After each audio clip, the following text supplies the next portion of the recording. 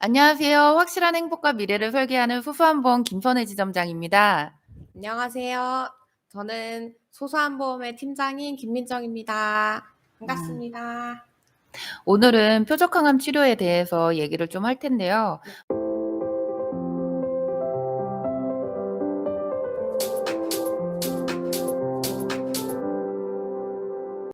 본 광고는 광고 심의 기준을 준수해야 했으며 유효 기간은 심의일로부터 1년입니다. 많은 고객님들이 물어보신단 말이에요. 암보험을 가입을 하실 때 네. 이 표적항암 치료나 면역항암 치료, 뭐 다빈치 로봇 수술 이런 것들이 좀 필요한지 문의를 많이 하시는데 맞아요. 필요한 것 같아요? 네. 저는 필요하다고 생각합니다. 음, 일단 암 진단비만으로는 음. 고객님의 진단비 외에 생활비까지 포함해서 생각한다면은 치료에만 집중할 수 있는 비용이 온전히 보장이 되지 않기 때문에 사실 표적 항암 치료비가 많이 필요한데요. 일부 고객님들은 실비만 준비를 해서 "내가 산정 특례를 받으면 그거에 대해서도 다 준비를 할 수 있지 않냐?"라고 얘기를 하시는데, 사실 산정 특례는 비급여까지 보장을 하는 게 아니라 급여 부분에 대해서 5%만 본인 부담금으로 할 수 있게 해 주는 제도이기 때문에 사실상 비급여 부담금은 본인이 온전히 부담을 해야 돼서 비급여 부분에 대해서도 보장을 좀 준비를 하셔야 되는데요. 지금 예를 들어서 비급여로 나가는 게 신약 치료인 표적 항암 치료라든지 아니면 다빈치 로봇 수술비 같은 그런 수술비 부분이 아무래도 비급여로 나가다 보니 급여 부분으로 보장받을 수 있는 산정 특례만으로는 조금 부족한 부분이 없지 않아 있습니다.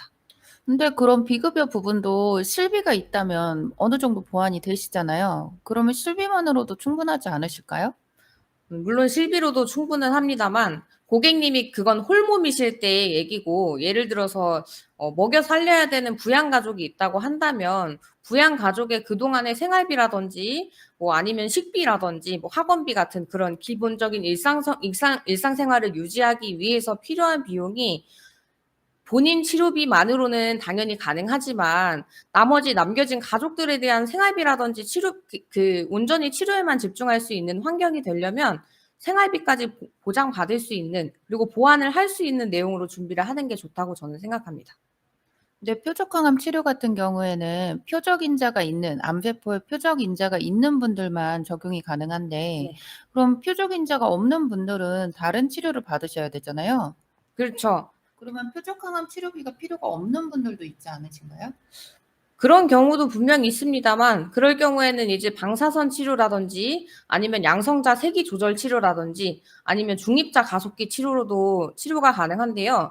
다만 지금 보험사에서 인정하고 있는 중입자 가속기에 대한 보장 내용은 항암 방사선 약물 치료비 이 보장으로만 지금 가능한 상태이기 때문에 그 부분에 대해서도 준비를 하시는 게 좋다고 저는 생각을 하고 있습니다. 제가 알고 네. 있기로는 표적 인자가 없는 분들은 3 세대 치료인 면역항암 치료를 받으실 수가 있는데 네. 현재 면역항암 치료비가 들어가는 보험사가 몇 군데가 없어요. 그쵸. 그래서 저희가 좀 전에 인제 보험사 설계를 한번 해 네. 봤잖아요. 이 설계안을 보면 네. 그 보험료가 꽤 많이 나올 것 같은데 이렇게 만약에 표적 항암 치료비나 면역 항암 치료비를 준비를 할 때 비용은 어느 정도 되나요? 생각보다 그렇게 많은 비용이 발생하지는 않습니다. 지금 A사의 내용을 보면 방사선 약물 치료비 외에 면역 항암 약물 치료비 그리고 표적 항암 약물 치료비로 해서 암 진단비를 제외하고 순수 항암 치료 비용만 해서는 만 원대 중반 정도라고 보시면 됩니다. 14,085원 정도로 지금 확인이 되고 있어요. 이게 뭐 어느 분이나 그 정도 금액대로 준비하실 수가 있는 건가요? 모든 분들이 다 이 금액대로 하신다기보다는 지금 제가 안내를 드리는 내용은 40세 남성 기준으로 건강한 사람 기준으로 안내를 드리는 거고요. 병력이 있으실 경우에도 보험료가 좀 다를 수는 있지만 이 상품 보장 자체는 그렇게 많은 보험료를 요구하지는 않아요. 일단 갱신형이고 그리고 이게 나중에 이제 예상 갱신 예시표라고 있습니다, 가입 설계서를 보면. 근데 그 내용을 보면 그렇게 큰 보험료 변동도 있는 편이 아니어서 많은 분들이 나이가 있으시든 젊으시든 준비를 많이 해 두시는 편이세요. 음. 면역 강암 치료비나 표적 강암 치료비는 네. 사실 요즘에 암보험을 준비할 때 거의 필수로 설계를 해 드리고 네. 있잖아요. 그리고 인제 많은 고객님들도 문의를 하시는데 이게 10년 갱신형이나 5년 갱신형으로 들어가다 보니까 좀 아쉬운 부분이 없지 않아 네. 있어요. 근데 인제 요게 보험사마다 또 보험료가 조금씩 맞아요. 다르시잖아요. 그리고 병력에 따라서 그 어느 유병자 상품을 선택을 하거나 건강체 상품을 선택하는지에 따라서 보험료도 다르다 보니까 저희 같은 설계사가 그래서 많이 필요한 거 아닐까 하는데요. 네. 보험료를 좀 비교해 주다 보면 어떤 일들이 있었는지 좀 얘기해 주실 수 있어요?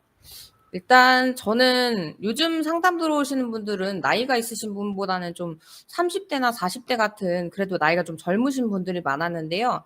오늘 지금 청약을 하신 고객님 같은 경우에는 54 세셨어요. 근데 고객님이 표적 항암 치료비랑 그다음에 이제 부정맥이랑 뇌나 심장에 대해서 그리고 암 진단비에 대해서도 보완을 요청을 하셨어요. 기존에 보완할 만한 그런 것들이 아예 없어서 실비만 가지고 계셨고 전환 문의도 하시면서 이제 항암 치료라든지 이런 부분에도 관심을 두시고 문의를 주셨는데요.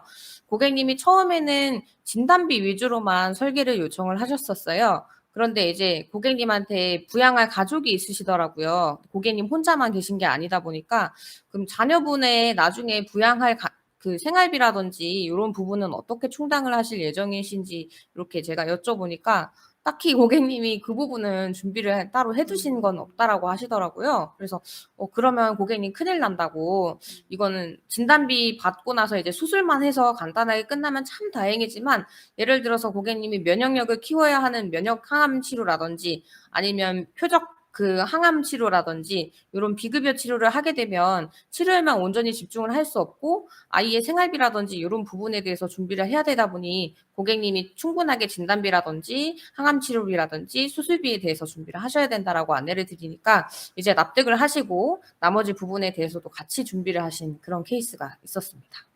질문. 저희 후부암 보험팀 같은 경우에는 보통 경력이 9년 이상이신 분들이 많이 있어요. 그래서 9년 이상이신 설계사님들이 지금 돌아가면서 팀으로 운영하면서 상담을 도와드리고 있는데 궁금하신 분들은 언제든지 저희 후부암 보험 채널 그 후부암 카카오 채널 후부암 보험 쪽으로 문의를 주시면 되세요. 그리고 뭐 앞으로 궁금하신 부분들도 뭐 꼭 가입이 아니더라도 보장 분석이나 궁금하신 부분에 관련해서 문의 주시면 되세요. 본 광고는 광고 심의 기준을 준수하였으며 유효 기간은 심의일로부터 1년입니다.